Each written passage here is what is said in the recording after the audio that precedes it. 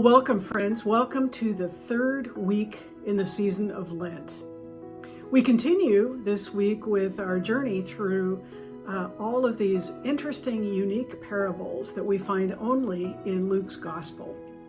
This week we have two parables that have to do with building.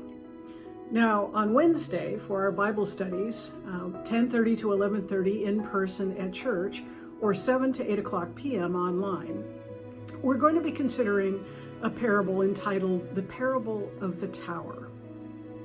Now, this parable, as I said before, has to do with building. You know, I think a lot about this phrase that we sometimes use, building a life.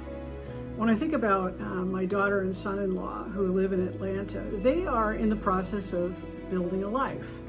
They both finished college and graduate school. They've become married, they've settled down, bought a house, they're expecting their first child, my first grandchild, by the way. And so we call that building a life. But even more important than all the things that they're doing beyond that, they are also putting down roots in Atlanta, in particular in a faith community, East Side Church, where they're putting down roots of faith. And they're building a life of faith there. Jesus talks in the parable of the tower about considering the cost of building a life as a disciple of Jesus. It's a terrific parable and a terrific question. What does it cost for us to follow Jesus Christ? I hope you'll come to Bible study and think together about this important question.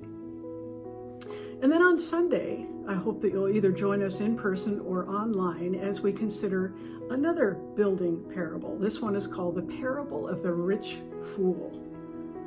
Some of you may remember this parable.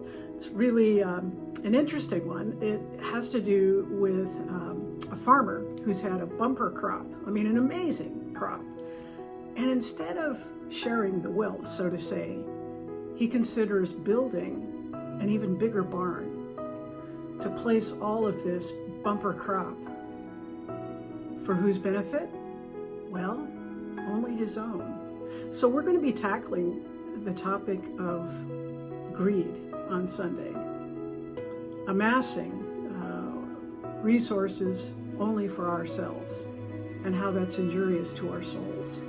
I hope that you'll join us this week, this third week in the season of Lent. And together, let's dive into the parables of Jesus and see where they take us. See you then.